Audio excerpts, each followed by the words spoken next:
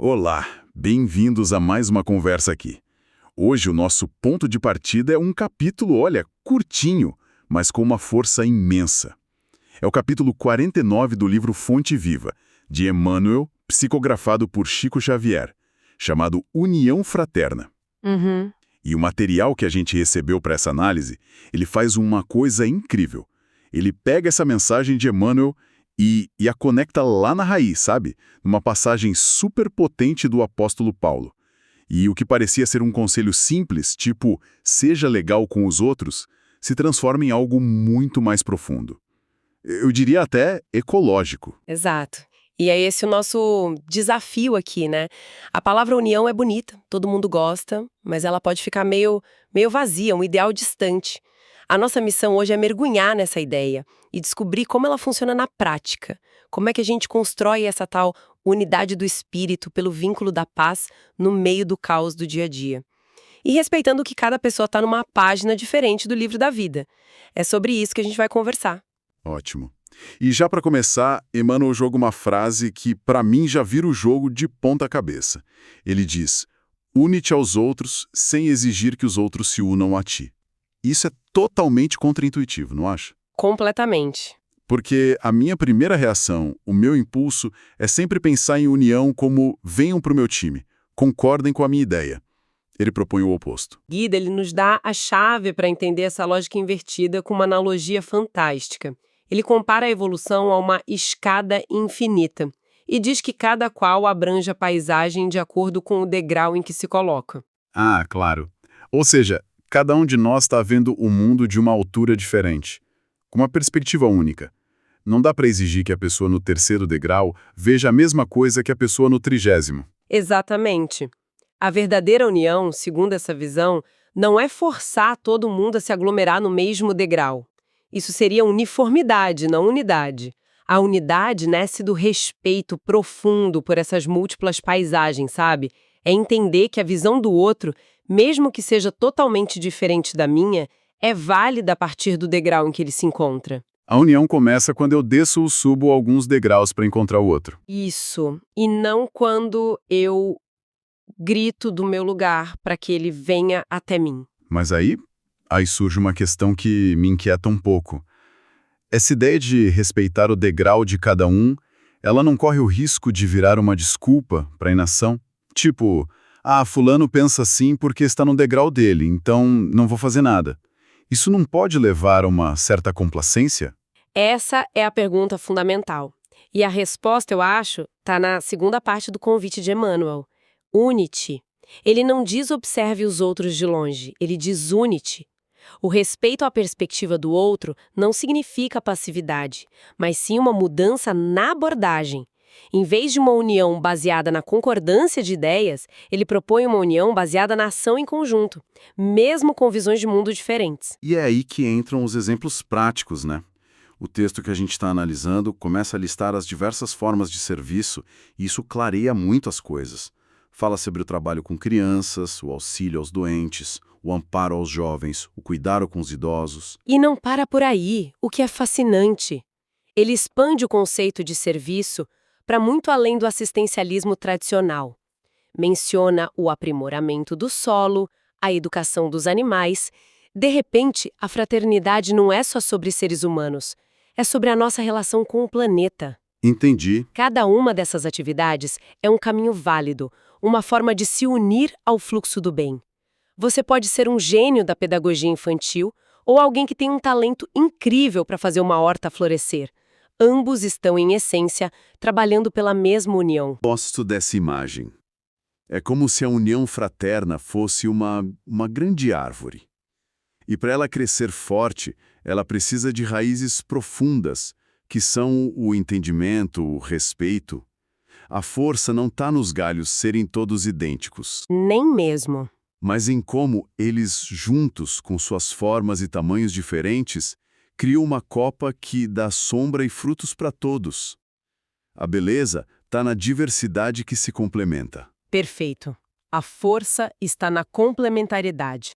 A pessoa que organiza as finanças de um projeto social é tão importante quanto aquela que está na linha de frente distribuindo o alimento.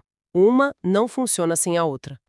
A união acontece quando cada um reconhece o valor da função do outro para o bem do todo. Sabe, enquanto você falava dessa ideia de um todo formado por partes diferentes, complementares, me veio uma imagem muito forte.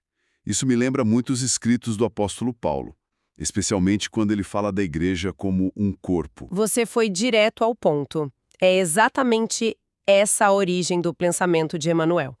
A citação que abre o capítulo é de Paulo, da sua carta à comunidade de Éfeso. E entender o contexto daquela cidade, daquela época, dá uma dimensão completamente nova para o que a gente está conversando. Então vamos para lá. Como era essa Éfeso para onde Paulo estava escrevendo? Imagina um dos maiores centros urbanos do Império Romano, Éfeso, na costa da atual Turquia. Era uma metrópole portuária, um verdadeiro caldeirão de culturas, religiões, filosofias. Tinha o gigantesco templo de Ártemis, uma das 7 maravilhas do mundo antigo, que atraía peregrinos de todos os cantos. Tinha o culto ao imperador, filósofos gregos. Era um lugar vibrante e muito plural. E no meio disso tudo, uma pequena e nascente comunidade cristã tentando encontrar sua identidade. Exatamente. O desafio de Paulo era gigantesco. Como ele poderia fortalecer a coesão desse grupo sem que eles se tornassem uma seita isolada, um gueto? A tentação de se fechar para se proteger era enorme, e é nesse cenário que ele escreve a frase que Emmanuel retoma: procurando guardar a unidade do espírito pelo vínculo da paz. O vínculo da paz, gosto disso. Não é um vínculo de dogma ou de pensamento único. É um vínculo de paz. E ele detalha como isso funciona. Ele diz que deve haver um só corpo e um só espírito, e um só Deus e Pai de todos. Mas, e aqui está o pulo do gato, ele imediatamente acrescenta: mas a graça foi dada a cada um de nós segundo a medida do dom de Cristo. Em outras palavras, a unidade não apaga a individualidade. Pelo contrário, a unidade se fortalece por meio dos dons únicos de cada indivíduo. É a analogia do corpo que eu tinha mencionado. Ninguém, em sã consciência, espera que o olho faça o trabalho do pulmão, ou que o pé faça o trabalho do coração, né? Cada parte tem uma função única e insubstituível, e essencial para o corpo inteiro. A união, então, é essa orquestra de talentos diferentes tocando a mesma música. Uma orquestra, essa é uma ótima imagem. E se a gente traz essa orquestra para o nosso tempo, para uma comunidade ou um grupo de trabalho voluntário, por exemplo? A gente vê isso acontecendo o tempo todo. Totalmente. O material que a gente está usando para a nossa conversa lista exemplos que são o nosso dia a dia. A gente costuma ver só quem está no palco, quem fala no microfone. Mas para aquela palestra acontecer, alguém precisou limpar as cadeiras. Outra pessoa consertou o projetor que quebrou. Uma equipe cuidou das redes sociais, outra preparou o café. É uma teia invisível de ações. Uma teia invisível, exatamente. E essa teia se estende. O texto menciona algo que eu acho de uma sensibilidade enorme: a importância de ouvir os jovens e os idosos. Eles pedem atenção de formas muito diferentes. O jovem, talvez com uma necessidade de propósito, de ação. O idoso, muitas vezes, com uma necessidade de ser ouvido, de compartilhar suas memórias. São serviços diferentes, mas igualmente vitais. E tem uma observação que me marcou muito. Quando a gente se aproxima para ajudar, quase sempre saímos ajudados também. Fortalecidos e dispostos. É uma via de mão dupla, né? A gente acha que está doando energia e quando vê, o nosso tanque está mais cheio do que antes. Essa troca é o coração da fraternidade. Não é um ato de caridade de cima para baixo. É uma conexão horizontal, de humano para humano, onde ambos se nutrem e se transformam. Ok, até aqui eu acompanhei bem. A união na diversidade de dons aplicada ao trabalho em comunidade. Faz todo sentido. Mas aí, a análise que a gente está fazendo dá um salto. E essa foi a parte que, confesso, me pegou de surpresa e me encantou. Ela expande essa ideia de união para muito além dos seres humanos. Sim, ela leva a fraternidade para a natureza. Exato. Fala da alegria de ver uma borboleta, de ouvir o canto de um pássaro, a sensação de ajudar um peixinho que ficou preso na areia a voltar para o mar, ou até mesmo o ato de cuidar de uma semente, regar até ela se tornar uma árvore. Eu nunca tinha pensado nisso como um ato de união fraterna.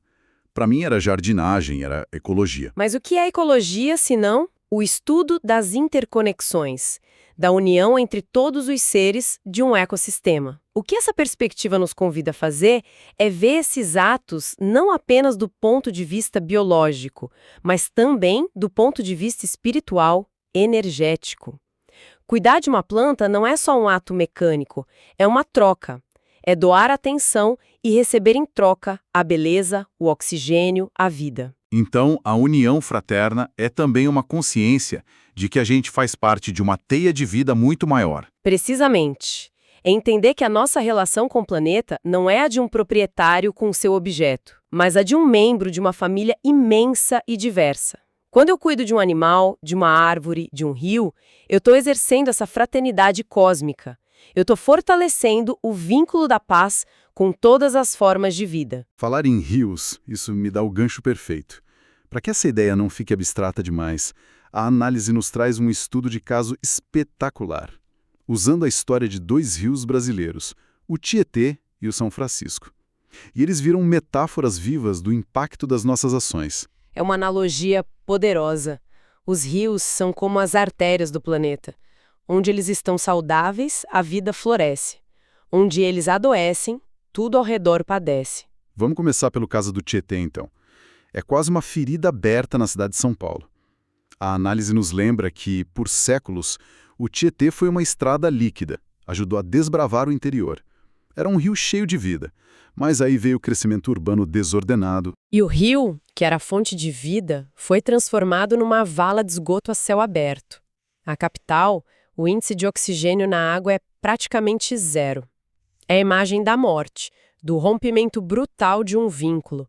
É a antifraternidade em ação, né? O egoísmo de uma geração comprometendo o ecossistema para todas as outras. É uma imagem desoladora. Mas o que eu não sabia e que a análise ressalta é que essa não é a história toda. Há um fio de esperança. A uns 300 quilômetros da capital, o mesmo rio que parecia morto, ele começa a ressuscitar. Sim, graças a ações humanas conscientes. Tratamento de esgoto, recuperação de matas, fiscalização, um esforço coletivo imenso. E lá, o Tietê volta a ter peixes, a ser usado para lazer. É a prova de que a degradação não precisa ser uma sentença de morte. A mesma mão humana que destrói é a que pode reconstruir. E em contraponto, temos o exemplo do rio São Francisco. A análise o apresenta de uma forma bem positiva, certo? Sim, como um exemplo de ação coletiva planejada a serviço da vida. O projeto de transposição do São Francisco é uma obra de engenharia monumental, e a análise faz uma comparação que eu achei interessante com a tecnologia ancestral, o manejo das águas do Rio Nilo pelos egípcios que construíam diques para usar água na época da seca. É a tecnologia e a cooperação humana trabalhando a favor do equilíbrio da natureza. Levar vida onde há escassez. Exatamente. É um ato de fraternidade em escala macro. E a comparação entre os 2 rios nos leva a uma reflexão crucial, que o material deixa muito clara: a ação negativa. Poluir o rio, cortar a árvore, tem um impacto quase sempre imediato e devastador. A destruição é rápida. É verdade. O estrago aparece logo. Já a recuperação, o ato de construir, de curar, é um processo lento, silencioso, exige paciência, persistência, um esforço contínuo de muitas pessoas. Uma árvore leva décadas para crescer. Um rio pode levar um século para se recuperar. Isso joga uma luz sobre a responsabilidade imensa que a gente carrega, né? A destruição é fácil, a construção é o verdadeiro desafio. Uau! Ok. Vamos tentar juntar todas essas peças.